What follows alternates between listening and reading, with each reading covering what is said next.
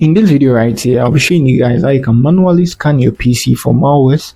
So on my other PC, I was trying to download a theme for a website I was working on, and then I downloaded a Trojan virus. So after downloading it, I think my Windows Defender blocked it though, so it didn't move on my PC. But then I did a lot of malware scan on my PC to make sure that PC was doing very well, and I'm going to show you guys how you can do the same on here using Microsoft's malicious removal tool. Is very simple and easy. So all you need to do is just hop on your PC like this, and then you tap on your Windows and then your R to move to your command section. So on here you tap on your MRT, or you type MRT there, and then you move to your OK. So on here, let's move on next, and now let's do a quick scan.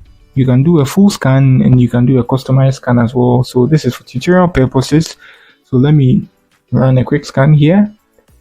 It's going to take a lot of time. So after your scan, if there is any malicious software found on your PC, it's going to be removed automatically by Windows.